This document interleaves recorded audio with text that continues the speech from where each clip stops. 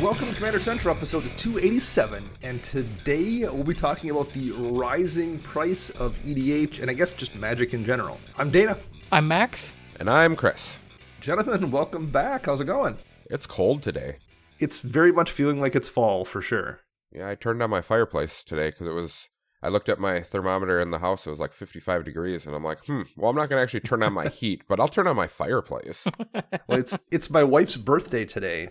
Oh, well, happy birthday. So, she did have to work. She's at work, but I have a nice cut of steak in the fridge right now that I opened up and rubbed down with olive oil and salt yesterday, so it's been aging overnight. The salt was mostly sucked into the steak, so I'm going to put that out. I've got a frying pan I'm going to put on the grill, and I'll basically, she likes it pretty bloody, so I will basically just fry the ends and the edges and make some potatoes for her for dinner. So that's what she's having, is steak and potatoes for her birthday dinner. And red velvet cake is what she wanted for cake, so I'm not going to attempt to make. I'm just going to go buy red velvet cake. The best cake. Another question for you, Dana, is... Yeah. You're using a frying pan on the grill? Yeah. I'm so confused, but okay. Like a cast iron. A cast iron one, because then you get like a really nice, like even sear. But you don't get the grill marks. You don't get grill marks. It doesn't look as cool, but you get like a kind of the crust going then, which is nice. So. Okay.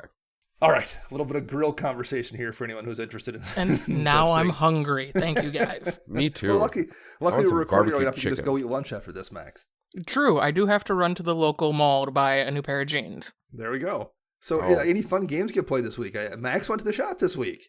I appeared out of the vapor for my, visit.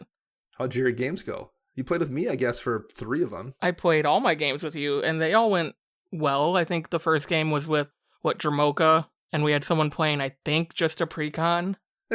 so that's a good one. I will quick mention about that game. So pre-game conversation, very important. One thing I hadn't considered was the possibility that the person you're having the pre-game conversation with wouldn't understand the pre-game conversation and would just be like, oh yeah, that's all makes sense to me. And then like on turn 2 or 3 would play I think it was a Dragon Skull Summit and say, now does this make both skulls and fire? And at that point, I realized, no, we're talking about very, very different things in terms of our understanding of how strong our decks are. It was a very nice person, very nice player, but the conversation we had about everyone's power level didn't really do much good when the person clearly didn't really even know enough about Magic to know what we were talking about and just kind of was like, yeah, that all sounds good. They just wanted to play. That's where they were at. Yeah.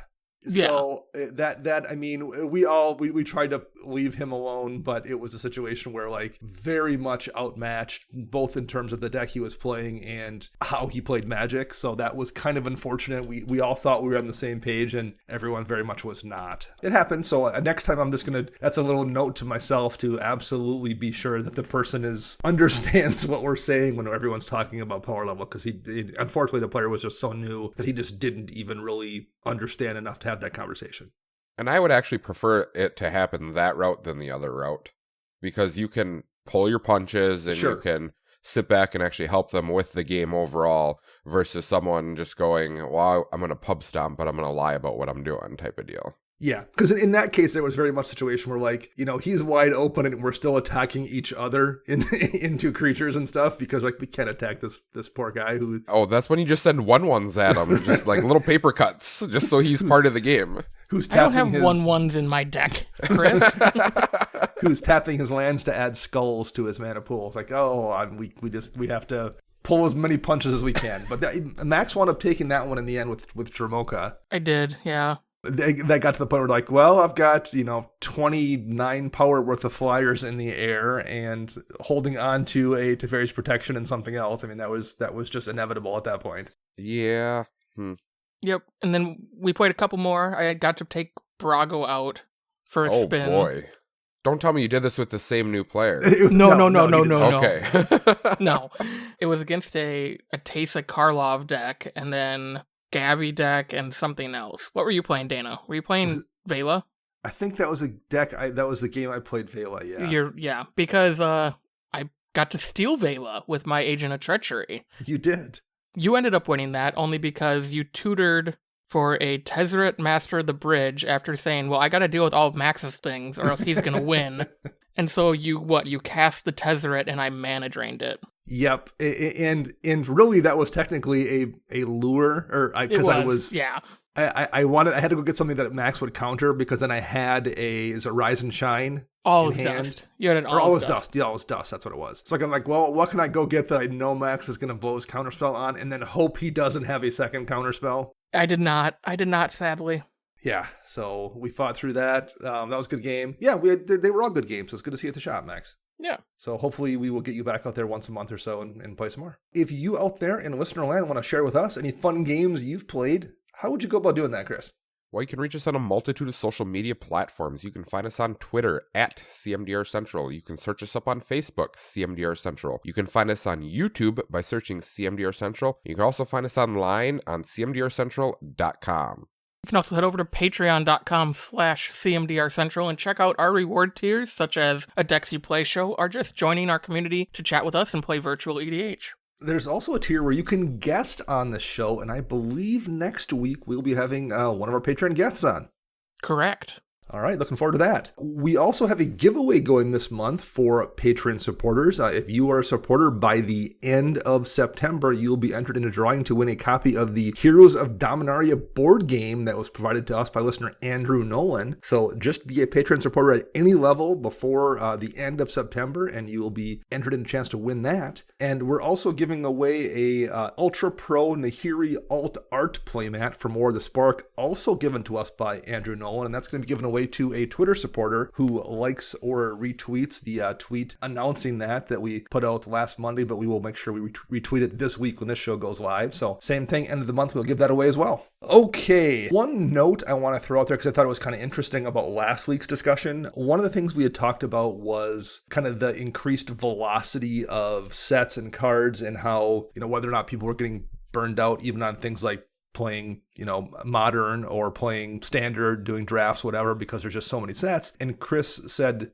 it didn't really seem like that was necessarily the case from the people he knew who played locally. But one person, someone in our Slack, mentioned was that Arena has really been the big difference for him in terms of getting burnt out. And I thought that was really interesting, because I hadn't really thought about that. You can play just so many more games on Arena than you could when all you had access to was cardboard. Like when you were just going to do a draft and you wanted to draft whatever the newest set was, you go to F&M or something, draft it, play a couple games, and don't play again until next week. So maybe that would, that 2 or 3 month window wouldn't necessarily burn you out till the next set came out, because you're just doing it once a week. That was it. Now on Arena, when you can draft a dozen times a day if you want to, that's just that many more reps you're able to get in that quicker of a time span. And then when you have constantly new sets coming out too, that really is something I hadn't thought of is the Arena differential there. That gets so many more games in. And when you multiply that by new sets, that gets crazy. Are you still playing Arena at all, Chris? I know Max did a little bit, but I know he's not playing anymore. Are you still doing it at all? Yeah, I usually only do it for draft purposes, because I enjoy doing limited, and I never get to draft in the store because I'm always working Friday, and I have to, run the draft and everything. So usually that's what I do. When a new set comes out, I'll draft it like 5 or 6 times, and then kind of just sit back. I try to do at least like a couple dailies here and there just to keep my rewards up and stuff like that. Other than that, I don't play it like religiously.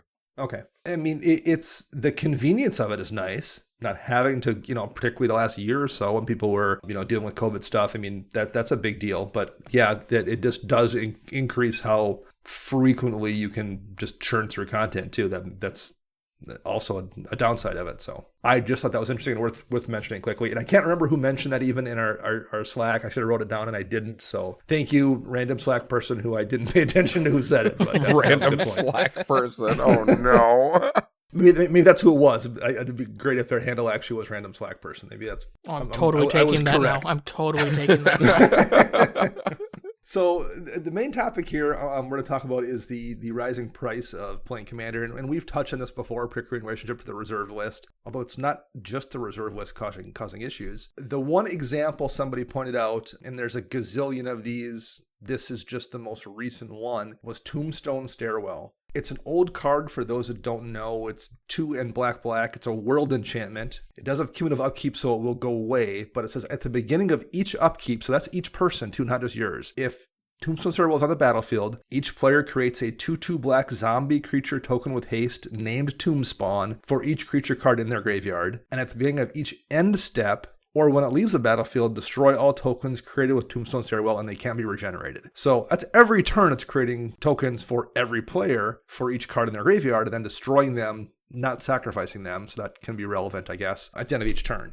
That's a super neat card. It's, there's definitely ways to break it. Maybe if you have a Divine Visitation out or something, or Sir Conrad does gross stuff with it. But it's like not a generically busted card or anything. It's really good in certain decks, and that's about it. Up through the Kaladesh set, it sat at under $1. So, that's up through 2017. It had a little bump there and sat at about $5 up until last summer. And then it jumped up to around 12, so it was still relatively affordable. And then it kind of slowly crept up to the $20 range, which is not great if you want to buy one. And then last week it spiked to 40, just probably because of zombie synergy with things we got in the newest Innistrad set. So now it's a $40 card, and it's over 40, I guess, and maybe it will retrace a little bit, but it's a reserve list card. It's not going to come back down too far. If you want to buy a Tombstone Stairwell for some new brew you build, it's just permanently going to be a $40 card. And that's something that prices it out of a lot of people's price range when they go to build a deck.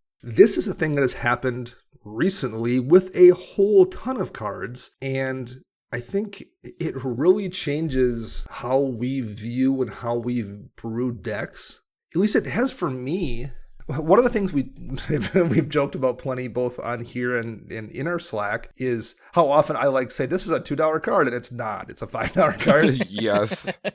But that's like because I've been playing as long as I've been playing, and I have a collection of cards. I always think about whenever they ask some presidential candidate how much a gallon of milk costs, and they're like, I don't know, $14 or 12 cents or something, because they don't go shopping for milk. They're too busy doing whatever thing they're doing. It's not stopping at the grocery store to buy milk. It's kind of a similar thing when you have a large collection of cards. You, particularly some of the small stuff, you just don't very often have to buy it. Like in my case, early on when I started building decks, the first time I built a deck, I just ordered the cards. Okay, this is the deck I want. I put the list together. I went out to, TCG Player or wherever it was, put the list, all the cards in. Okay, this came to $85. Okay, well, I'm going to drop this out. And I remember the first Commander deck I built, I had a Beastmaster Ascension in the list. And I'm like, that's $6 or something. I'm going to drop that out and I'm going to drop something else off, whatever it was. And got it down to the $70 I wanted to spend and order all the cards. And that was how I built the deck. Now that I have a collection of cards, that's not what I do. I just dig through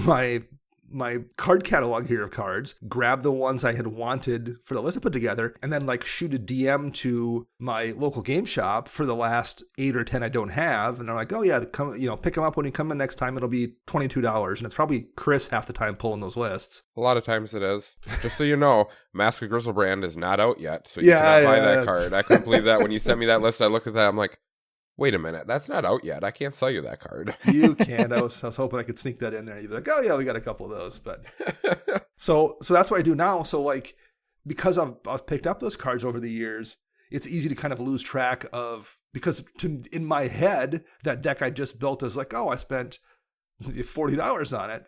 And I probably did at the shop just now, as well as, 6 years ago, I spent $40 on it. Those cards aren't $40 now. Just to kind of get a feel for this, I went through and I picked Azorius just randomly. I'm like, okay, if I was building an Azorius deck, 7 years ago when I first started playing Commander, when fetches were $10 and shocks were $5 and stuff, a deck would be a whole different thing to put together than it is today. A basic land base, if I would put a deck together in 2015 of the shock land and a fetch land and a check land and the pain lands and a strip mine, those lands right there I just named, that would have been $20 in 2015. That's over $75 today. If I put together just a basic bunch of ramp in the form of artifacts, Soul Ring, a Talisman, a Azorius Signet, a Felwar Stone, a Mind Stone, a Wayfarer's Bauble, that would have been about $5 back then. And today it's probably close to $30. Yeah, because I think Felwar Stone's an $18 card or something dumb right now. It did get a reprint recently, so it's dropped a little bit, but the Talismans are just under $10. Expedition Map and Wayfarer's Bauble are both closing in on $5, I believe. Even basic removal package, okay? So like, hey, I'm playing white blue, so I'm gonna want, hey, Swords to Plowshares, Path to Exile, maybe a Reality Shift, maybe a Pongify, Rapid Hybridization, maybe a Cyclonic Rift, maybe a Supreme Verdict. Including Rift, in 2015, I could have got that for less than $10. Yeah, I remember when I bought my Rift, when it came out, I bought my Rifts and they were only like $2 or $3 a piece. And yeah. I was absolutely mind blown when I found out how high they are right now.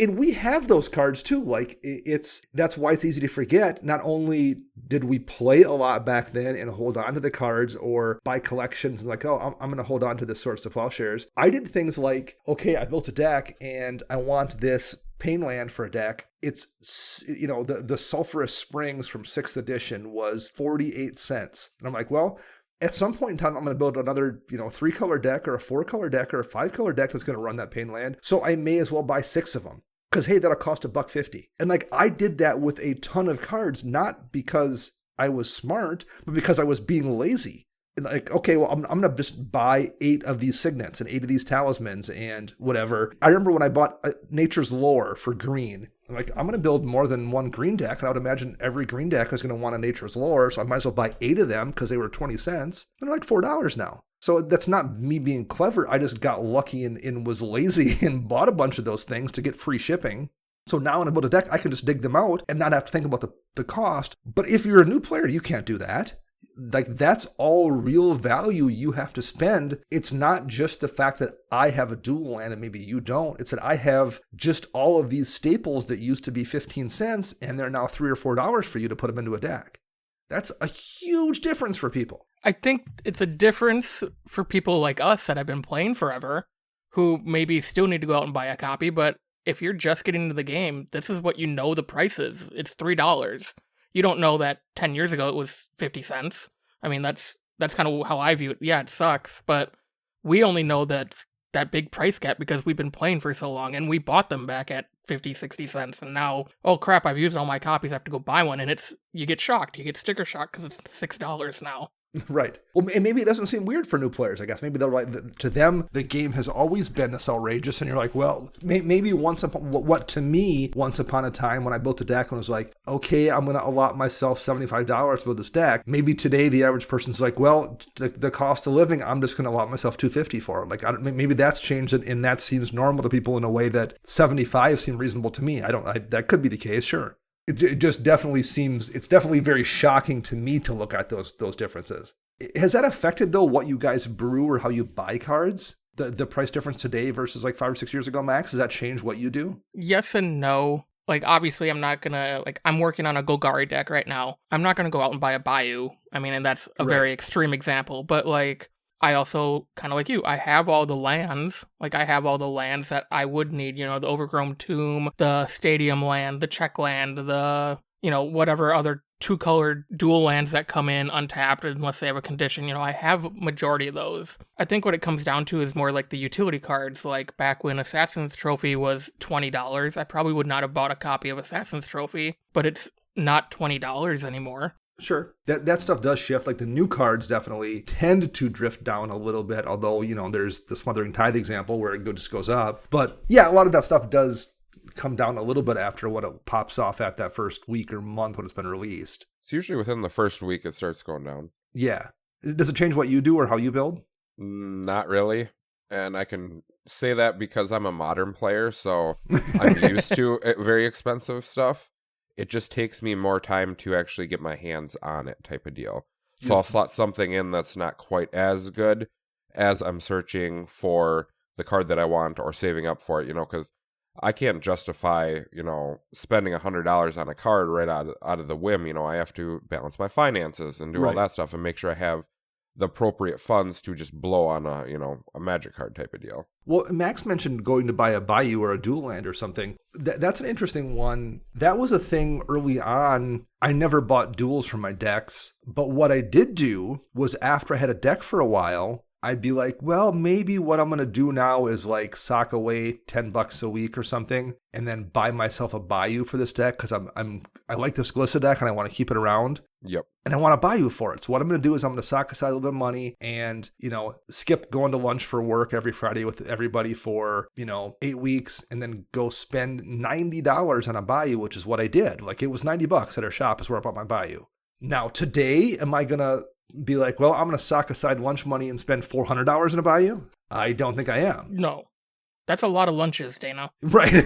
Yeah. I mean, not that $100. It depends on where you're going to lunch. I mean, if you're going to Quick Trip, it's a lot. If you're going out to, like Olive Garden every day, then not probably that much. And not that the $80, whatever it was I spent, or $90, whatever it wound up being with tax and everything, that's still a lot of money. Don't get me wrong. I'm not saying that's not nothing. That's still a lot of money. But it at least to me at the time felt like that's a fine reward for myself that didn't seem unrealistic to be like, I'm going to buy myself this one nice card for $80 and it's going to take me, 6 weeks to sacrifice a little bit of money for it. That didn't seem like a crazy splurge for an old cool Magic card. $400 does. Like I wouldn't, particularly one that isn't really that powerful in your deck and doesn't really change how it plays or anything. I just wouldn't do it. I just wouldn't spend that amount of money. So like that thing has definitely changed for me. I would, things like dual lands or even Demonic Tutor was a good one too. I did the same thing with Demonic Tutor. I had a Diabolic Tutor in that deck for a long time because I'm like, that's just fine. But eventually I'm going to buy a Demonic for $11. That's what it was, the shop again. It was, I remember in the $11 price tag, I can visualize it in my head on his little thing of, he had like 3 or 4 Demonic Tutors and a little, plastic thing on the shelf. Eventually I'm like, I'm just going to splurge and I bought it. At $50, I'm not going to do that. Like I'm going to be much more cautious about what I'm going to spend. Is that worth an upgrade? Probably, it's a great card, but like I wouldn't be so cavalier about it like I was when I made that upgrade back then. So that's what's really, I think, noticeably changed for me is those kind of splurge purchases like that. I think for me, I don't take price into consideration when I'm brewing the deck. What I take into, because I don't brew very often. Right. But at the same time, when I get that deck ready, I'll just, hit the import to Card Kingdom cart button on Architect, and then, you get your cart total. It's like, oh, geez, that's a lot of money. That's where my brain kicks in. It's like, okay, because in the past, I value my time through digging through bulk versus just buying the cards. If I can't afford that entire purchase right away, it's like, okay, let's go digging, because I do know somewhere I have a good chunk of these cards in boxes, binders, piles, wherever around my house. So like, sure, I'll spend a Sunday afternoon with the list going like, yep, here's this card, here's a Demonic Tutor, here's whatever cards I need. And that helps whittle that price tag down. So I think for me, it just comes down to like, cool, you know what, I can afford X amount of dollars for this deck, or nope, let's take the time and find the cards I know I have versus having them continue to sit in a pile or in a binder. Let's pull them, right, put them aside for a deck, put them in a deck box so I know this is for that deck, and then buy whatever I'm missing, and that tends to help quite often. I found the Demonic Tutor reference quite amusing because I've been contemplating on buying the Demonic Tutor Japanese Altar Art for my Mogus deck because that's my fancy deck. And I'm looking up the price right now going, that's a little expensive. That's a good point, though, the Demonic Tutor thing, because that's another thing that has changed, talking about splurging on things. When you go to bling out a deck or do something with it, that's way more difficult today than it once was, too. I have a couple of decks that are foiled out, and it was a fun thing to do back in the day. It also wasn't that much more crazy expensive than the deck itself was. Yeah, there's some cards that like, hey, this foil was $4 versus the regular card being $1, or this foil was $15 versus the regular card being, $3 or something. But the difference wasn't that stark necessarily in the case of most cards. That's not the case today. Particularly, we're talking about old stuff. Some of those old foil prices are exponentially higher than what it would be to get a regular version of that card. Again, if I had the decks that I have in foil today, I wouldn't foil them out. It would just be too expensive compared to what it was when I did them. And Max, you have a deck or two that you have foiled out. Would you do that today, given how expensive some of those cards are? No, I probably will never foil a deck out again. Just because of exactly what you're saying. Like, prices are outrageous. Like, I currently have my Brago deck pulled up in front of me, and that has 96% foiled out. There are a few that come in foil that I just don't have, like a foil Mana Drain. I don't have a foil Mana Drain. I'm not going to pay $150 for one. You know, there's the foil Ristic study from Nemesis is a very expensive card today. Right. Yeah. When I bought it, it was $30, and I probably bought it at a GP where I traded in a bunch of cards, and it was just an extra thing I walked away with. I mean, according to Card Kingdom, it's $450 now. Like, that's a car payment. Like, I could sell that and put it towards something. I want to touch on that right there. Without GPs, that's probably one of the biggest reasons that prices are getting driven so high, because we don't have the influx of the trading aspect of cards right now. Because you don't have the massive events where people are swapping cards back and forth. Instead, everything, you know, is within your local state, or if you have somewhere else, you know, and then it all comes down to shipping now. And I mean, all that just starts adding up, and what the card prices are turning into now. It's going to be the Wild West, the first GP that fires off, or first Magic it's going to be bad. With vendors there. Yeah, it's going to be crazy, both in terms of selling and buying stuff. I'll be really curious to see what that looks like. I'm anticipating something like we saw in the GP Vegas where the Command Zone was introduced, where, you know, that first day that foil Soul Ring was being bought for, you know, like $60, $75, $100. And by the middle of the second day, it was already down to like $20. And then by the end of the weekend, it's like $10 and a pack. You know, they're giving you something special for it. But how fast those prices change when you get 40 vendors in a giant convention room. Yeah. It's like a stock market. It's crazy. But some of the stuff has no room to drop, too. Like, you know, I know one of the cards you didn't mention talking about your Brago deck, but, like, there's a Grim Monolith in that deck, right, Max? At least there was. Yeah, I don't want to know how much that costs, because I missed my chance years ago. I remember that. But that's one example where some cards drop, but like the amount of there's a set amount of those Grim Monoliths, let alone the foil Grim Monoliths, and there's just more players coming every day, and like that price of that card is unachievable for new players for the most part. Like you're never going to own one of those. That's a big number. That's a very big number. Yeah. And it's not even near mint. Oh my god. I'm sitting on one Grim Monolith in a binder, and honestly, it's in a trade binder. Like, if anyone ever is looking for one, I'm willing to trade it to someone, you know, but no one ever asks because no one thinks anyone has any of them. Right. Yeah. Yeah. It's insane. And that's just because we started playing back when we did, when you could acquire those things. It's kind of hard to wrap your head around sometimes, for sure. Yeah. Well, so a card I wanted to discuss, you know, in this whole finance thing, and this is a running joke we have around the shop. You know, we blame Commander players for all the prices. Like, people come in. You're not wrong. Like, casual players come in and they're like, oh, yeah, what's the price on that? You know, like kitchen table players. We have a lot of those people that come in and they're like, oh, why is that so expensive? It's like, blame the Commander players. And I'm sorry, you know, I'm not trying to single out, you know, a group or anything, but Commander does drive price of random weird cards. And one of them, for instance, is Goldspan Dragon. I had a customer come in, wanted to buy a Goldspan Dragon. Well, Goldspan's sitting at, you know, like $45 or something like that. He's like, well, I'll just wait till after Standard rotates. And I'm like, that's not Standard that's causing that price. I'm like, that card's probably never going to drop from there. You might see it at $30 at the lowest, but I don't think it's going to drop from there. And they're like, well, why? I'm like, because Commander's driving that card. That is a huge Commander All-Star in a, you know, anything that's dealing with treasures. I'm like, oh, I'm like, yes. So, I mean, like, that's a Standard card that is $40-some, but no one's playing Standard.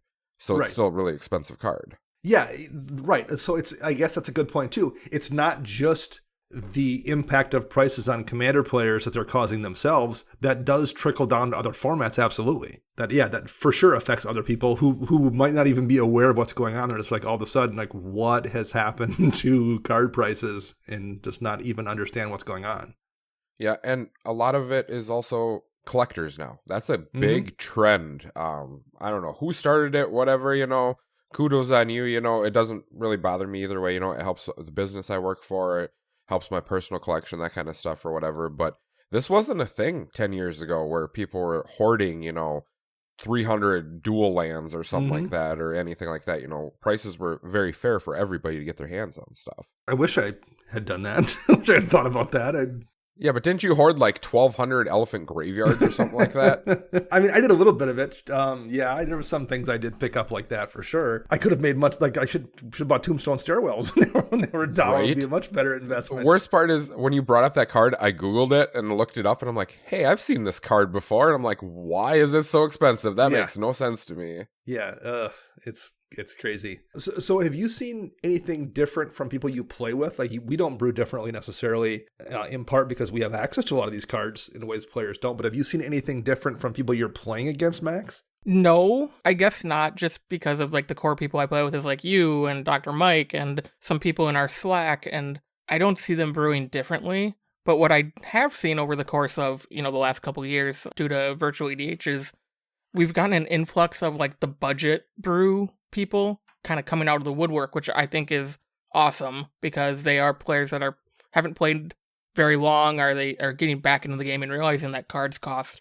a lot of money now. And so I do enjoy that there has been this huge spike of these budget EDH channels or EDH challenges. I mean, they do it in our Slack all the time. They put a budget deck together like once every other month and square off. It's pretty cool to see. And I think if I was more of a brewer, that's probably where I would start to trend, is into the budget category, but I'm not a big brewer. I don't want to spend my time brewing a deck, especially when you put a constraint on it. It's, hey, it has to be under $50 without your basics and your commander. That gets difficult for me and time consuming, and I would rather be using my time elsewhere. But I do like that that's kind of what we've seen out of these price increases over the last couple of years. Yeah, we did something similar. We played with Scrap Trawlers, you and I, last year, Max, and we did a $50 brew. I should go back and look and see what that deck would cost today, because I would bet it just accidentally doubled. I will look at mine. Still have yours up? Okay. I'm curious to see where yours sits at. So we just paused here for a second, and Max and I both found our deck list when we did that. So that was a $50 cap, right, for these two decks we built. Not even a full year ago. Oh, I mean, it was probably, what, close 13 to months ago or so? Yeah. So what's $50 cap then? What's yours at for price now? So when I set the pricing on Architect 2 TCG player, cost without basic lands is $48.59. I'm still under budget, baby. Nice. Well done. Mine is at $76 right now. Oof. Wow. You played blue, though. That makes sense. Blue-black is what I played, so I think that's where a few of them are, yeah. So, well played for yours, Max. Good job staying under budget. Oh, thank you. Who knew? Yeah. Who knew I could do it?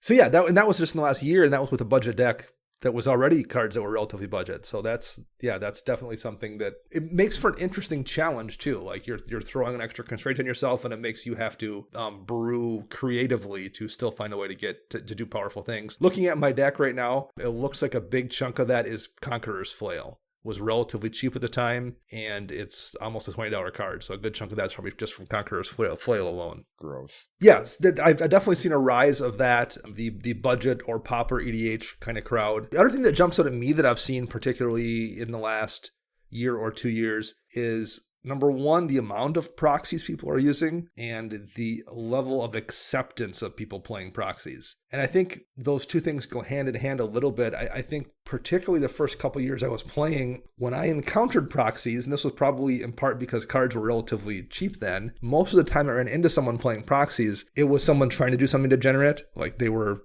very often trying to spike a pod. They were running decks intentionally stronger than everyone around them using proxied cards. Yep. That probably is part of the reason I'm much more hesitant about proxies than a lot of people, because that's what I tended to encounter back in the day. The last couple years, that has, I think, really changed, at least for me and what I've encountered. It's a lot more people that like just can't afford cards. I just can't afford to spend this amount of money on this thing, so I'm running a proxy of it. So that's definitely something I've noticed, is more proxies and people doing it more honestly. Maybe that's the right way to phrase it. Like they're doing it because they generally they want to play test a card, or they genuinely can't afford this card that is perfect for their deck. And the Goldspan Dragon is now some crazy amount of money, but it's like a perfect card for their treasure deck, so they've proxied it up, whatever. That has definitely something that's changed in my observation for sure. Yep. I know within this last, I'm going to say about a month now, we've changed our route of talking with people online at the store when they send in a list. It's more of they send in a list, a 100 card list, and immediately the first response they get from me is, what is your budget? And then they'll tell you, well, I only want to spend, like $200 on this deck. And immediately I'll be like, okay, I got to take this card, and this card out. Otherwise, you're going to be way over budget, because these are like $60 cards a piece. And they're like, oh, I never knew that. Yeah, know.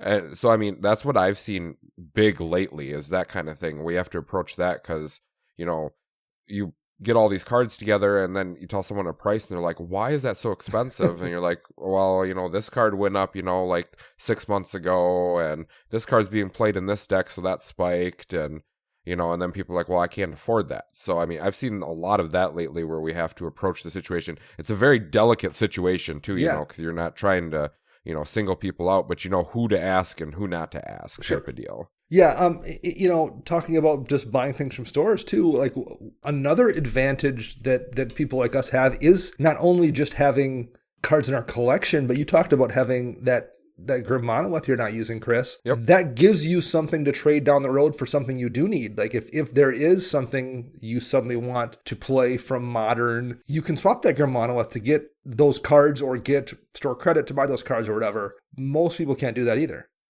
Yeah, that's true. I went through a long run. I just used the last of my standing store credit up at Card Kingdom this summer at some point. Wow.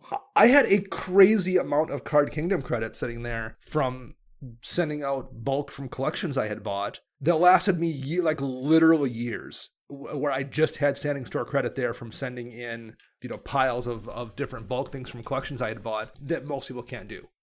Things I had bought 5 years ago that all of a sudden I'd go through my bulk and be like, oh, this is now a $5 card. This is now an $8 card. Send them all off to Card Kingdom and get, hundreds of dollars for credit. And then when the new set comes out, I could just buy things without having to think twice about it because it was make believe money almost. Yeah, that's true. Yeah, I've seen a lot of people try that within the store too, but there comes an aspect, like Card Kingdom's a massive chain type of deal. Channel Fireball's big chain, that kind of stuff. So you can get away with that. But at your local stores, you can only go so far with that because the local store can only afford so much of it. And they can't flip that stock like what the big stores can. But I've been seeing that a lot lately, people bringing in stuff, and I'll look over their stuff and be like, okay, well, I can take this stuff because I know this stuff will sell, this stuff's higher value. But these are like pennies, and I can't take these. And everyone's always disappointed about it. And I feel bad doing it that route, but I mean, business is business at the same time. Send your nickels and dimes into Card Kingdom is what I would say. If your store doesn't want them, just open up that Card Kingdom buy list. They're always taking stuff, and do it when you're watching TV and sit down and turn all those nickels and dimes into $50 in store credit, and that might well cover all the brand new singles you want for the next 2 or 3 sets. Yeah. Well, see, that's for like new sets. For me, we're talking about foiling out a deck. I now pick up play sets of foils as soon as the card comes out, just as a precaution, because I like foils, and I'll spend $3 on one card, $12 for a play set as soon as it comes out in foil. Mm-hmm. And if it goes up to $25, $30, in a year, that's fine with me, whatever, But I want the foil, so I pick them up right away. Well, one thing I do still to this day that always has served me pretty well is particularly a set that's about 2-ish years old. I go back through sets every 6 or 8 months and look at the ones that are kind of out of standard that have rotated out and go through the mythics. Any mythic that's remotely not terrible and is under $1, I usually buy a playset of them and just throw them in my drawer here. And then that's how you suddenly wind up with that World Spine Worm or something being worth actual money. World Fire. Yeah, right. Yeah, perfect example. Those are just cards that, at one point in time, no one played, or at least weren't worth a ton of money, and then just magically over the course of 5 years passing, suddenly turned into $10 cards. Yep. And okay, if they're under $1, at most you're out a couple dollars, but you'll always get a couple dollars back too. If it's a mythic from a set that's 5 years old, it's never going to be worth probably less than the sub-dollar you paid for it, and plenty often that just magically turns into a $10 bill. Well, we'll take here's one from what is this? Dragon's Maze, Master Cruelties. I remember when I picked up my Master Cruelties back in because Dragon's Maze is a horrible set. Yes, horrible set. It was like $1 when I picked it up. Right now, I'm on MTG Stocks, looking up stuff, and the average for this is an $11 card. So that's a perfect example of something that, if you had that you just sat on because, no one wanted it because it was a cheap bulk rare, now it is not. Yeah. And of course, some of this stuff too it's an easy thing to say because we're established players. Maybe new players can't go buy this stuff. I'm able to go buy that play set of World Spine Worms a few years back at, 40 cents a piece because I had Card Kingdom credit sitting there, right? much easier for an established player to do those kind of things too. What's the thing they always say about the stock market? It takes money to make money. Like if you're rich, it's really easy to get richer. It's tough to get rich in the first place. It's kind of the same thing in Magic. Once you already have a good collection, it's pretty easy to keep maintaining that collection and keep getting ahead. When you don't have anything, it's tough to break through.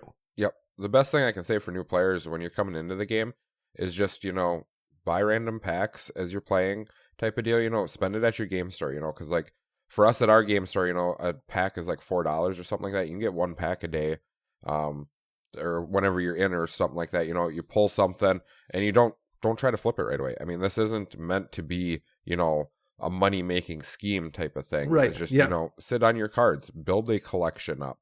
And then over time, that's when things start going up, and then you actually have that card base to do stuff with.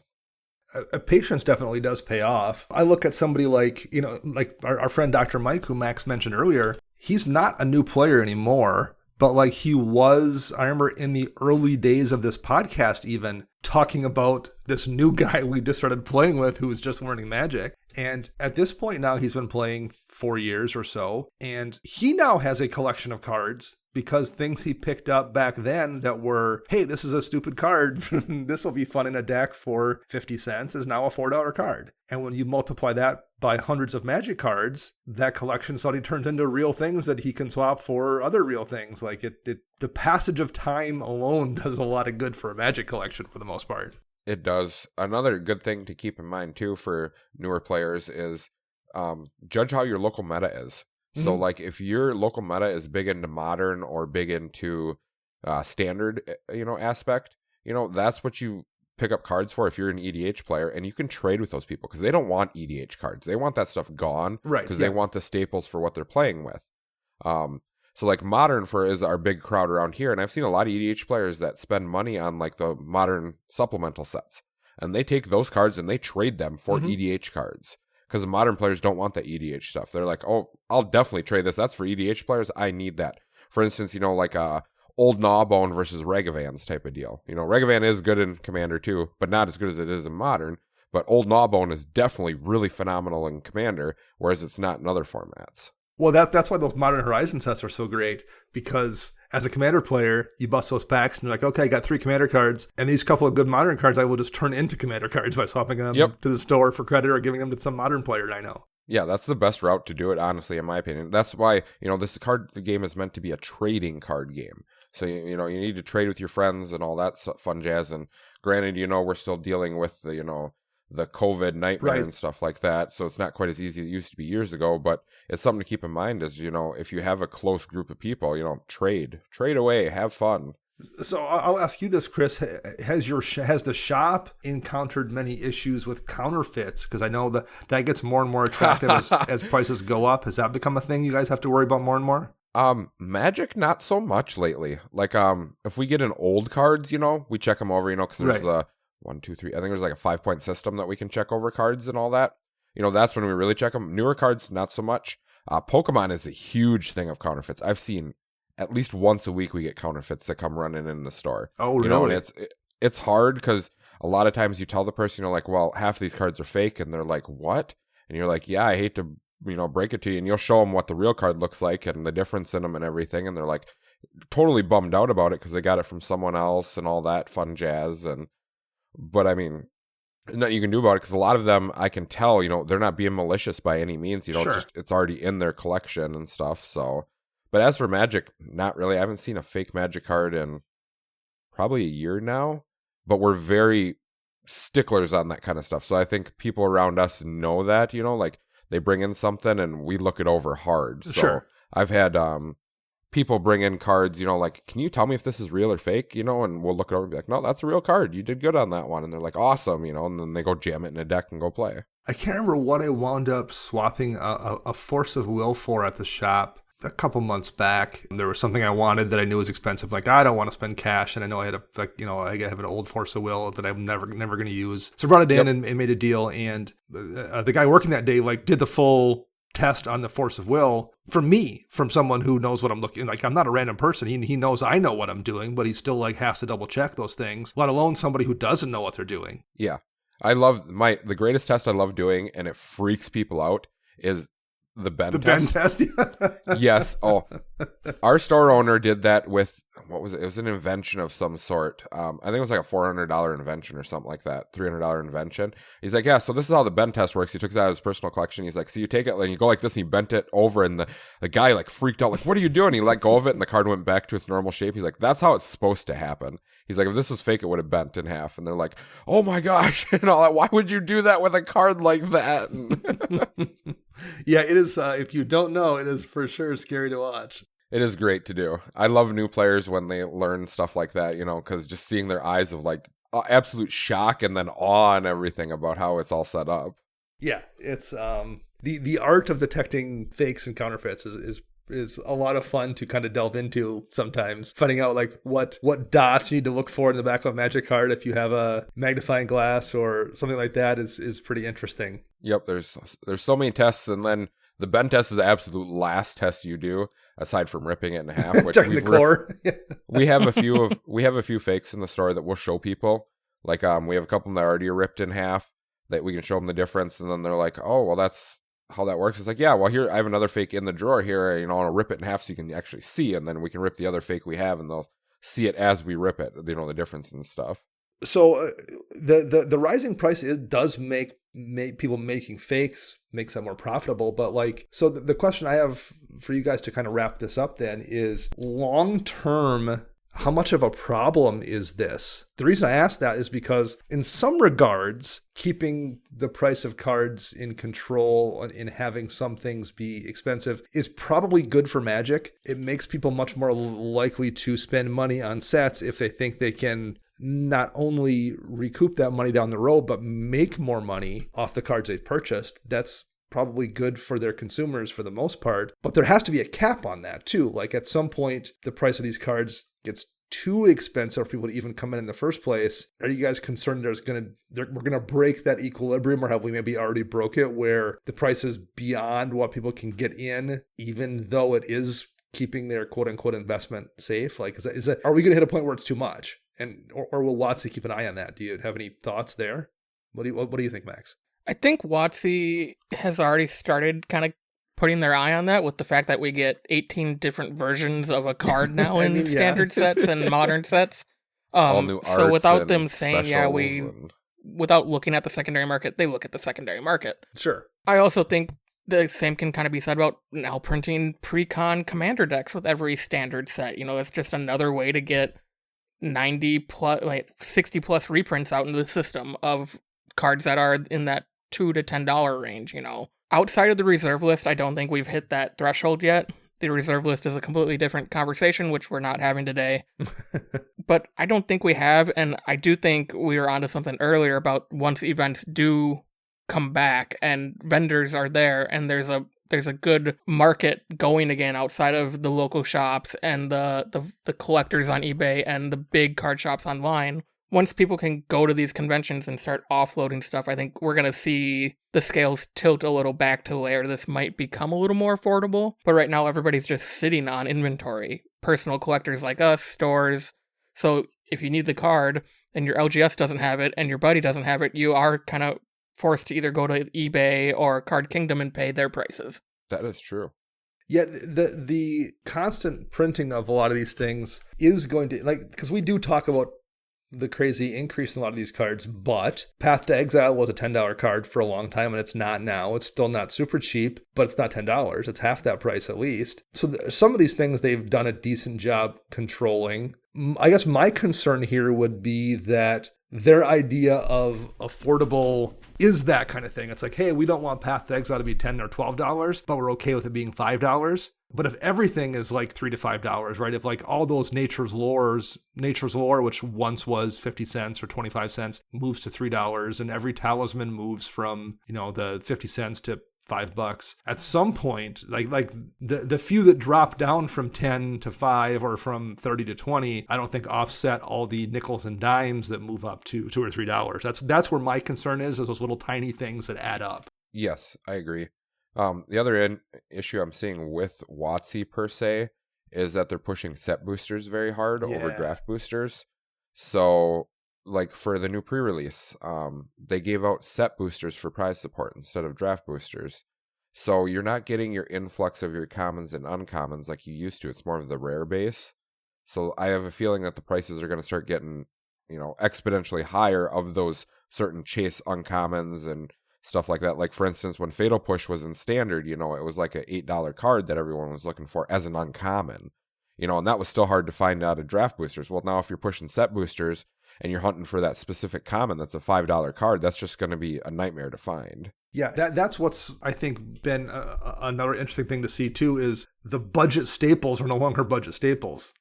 Yes. And that's been a change, too. Like, it's much tougher to point to someone and say, well, if you don't want to run this, when the second thing that you would run, like Wayfarer's Bauble is a good example of that. That was a good kind of replacement for a Mana Rock for a lot of years. And that's a couple bucks now. Like, it's no longer a budget replacement for the $3 Mana Rock. It's a $3 card unto itself. Yep.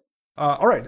Any final thoughts from you guys about this before we wrap things up? Max? No, I think I covered everything I want to talk to, and this was a great discussion between the three of us. Yeah, this was interesting. I like hearing what you guys have to say about this. Chris, how about you?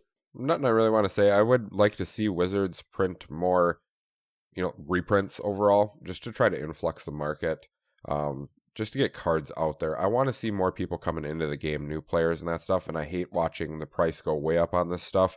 As a collector, I love it, but as a player, I don't, because it leads me to believe that people are going to shy away from coming into the game because it's just too expensive. I think especially it's easy to roll your eyes at all the secret layers that constantly come out, but every like every time a secret layer comes out with a flashy foil version of, say Nature's Lore again or something, that means the fancy person, the person who wants that elite super kind of blinged out version of that, puts the basic version back into circulation. So like, even if they're not necessarily reprinting the card itself, printing a secret lair version or something of that card does put more ones into circulation because people swap those out. And it's also the kind of thing that you don't have to participate in. Like, you don't have to buy the blinged out version of it. You can just enjoy the fact that the card prices come down. Yeah, well, even the blinged out version then comes down a little bit too, so it's easier to get your hands on if that's what you're looking for.